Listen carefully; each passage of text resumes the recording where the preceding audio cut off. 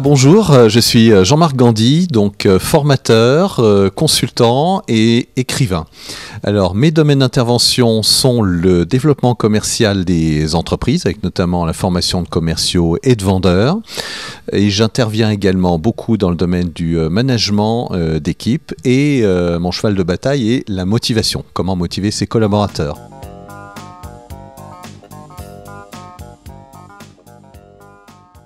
Alors, je dirais que déjà, c'est un aspect absolument fondamental. Il n'y a pas d'entreprise performante sans une forte motivation.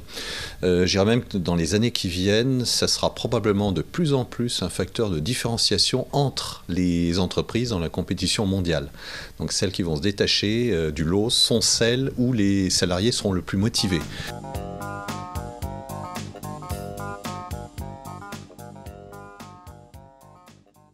Alors les messages clés en fait sont nombreux, donc en plus de ce qu'on vient d'évoquer, donc la motivation comme facteur de différenciation dans la concurrence, ce qui est très important c'est de noter que la motivation est quelque chose qui se fabrique. C'est pas inné. Et ça se fabrique à plusieurs niveaux. Bien entendu, il faut que l'entreprise assure des conditions minimum pour que les salariés se sentent bien. Si des salariés n'arrivent pas à se loger correctement, à manger correctement, parce qu'ils sont trop peu payés, pas la peine d'aller plus loin dans la recherche de motivation. Mais dans la plupart des entreprises, on a déjà ce minimum. Donc la motivation va venir d'autre chose, du comportement personnel du manager direct, aussi bien dans une toute petite équipe qu'une équipe plus grande. Ça va être grâce à un certain nombre de comportements du responsable, du chef d'équipe, du directeur, que les salariés vont donner le meilleur d'eux-mêmes. Donc la reconnaissance, etc., savoir aussi recadrer les choses quand il faut recadrer, etc., etc.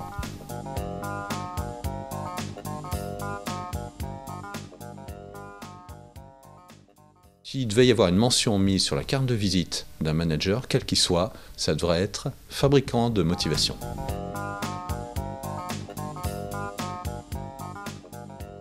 Il peut y en avoir beaucoup. Il y en a une que je dénonce souvent parce que ça prend de plus en plus d'ampleur dans les entreprises.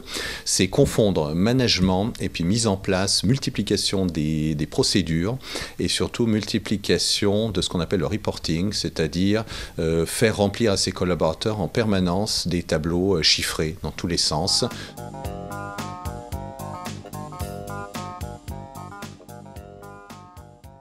Je suis conscient que c'est une phrase très très dure parce que ça a l'air de mettre en accusation un certain nombre de managers, mais on pourrait dire qu'effectivement on peut avoir quelques cas de collaborateurs où quoi qu'on fasse, même si on adopte un mode de management qui est propre à créer de la motivation, rien à faire, ils ne réagiront pas en face, ils seront en programme minimum, voire en dessous. Alors la question qui peut se poser, c'est ces collaborateurs-là, est-ce qu'on a intérêt à les conserver dans l'équipe ? Mais en revanche, ce qu'on peut dire, c'est que la plupart des collaborateurs dans une équipe, quand on intervient par exemple sur une équipe où visiblement il y a de la démotivation, cette démotivation, ce n'est pas le propre du collaborateur, c'est vraiment le propre du manager qui n'a pas su adopter les bons comportements. Et on s'aperçoit qu'en formant le manager différemment, en lui faisant prendre conscience d'un certain nombre de choses, ou en mettant à la place un autre manager, on peut avoir un résultat complètement différent sur la même équipe. Un peu comme dans le domaine sportif, où on l'a vu par exemple la déroute des Français lors de la dernière Coupe du Monde de football. Visiblement, il y avait un manager qui n'avait pas les bons comportements de management. Après, un autre manager arrive et les résultats commencent à se montrer nettement plus positifs.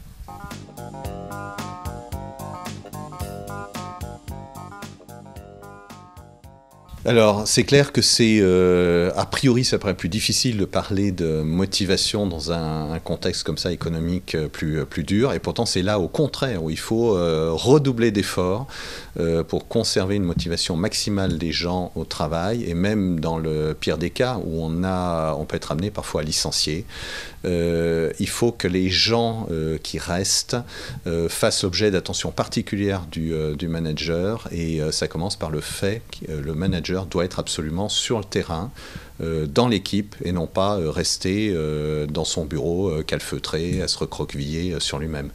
Donc c'est par sa présence sur le terrain, le fait de savoir expliquer les choses et savoir aussi avoir des messages très, très simples aussi. On pourrait comparer ça aussi. Autant ça paraît naturel, par exemple, en famille, avec des parents vis-à-vis d'enfants. On va sans cesse les encourager, on va aussi les rassurer dans un contexte difficile. Finalement, on peut faire un parallèle aussi dans le monde de l'entreprise. Même si les salariés, il ne faut pas penser que ce soient des grands enfants, ce n'est pas ce que je voulais dire, mais quelque part, on va voir aussi un schéma identique, de la présence sur le terrain et une présence humaine.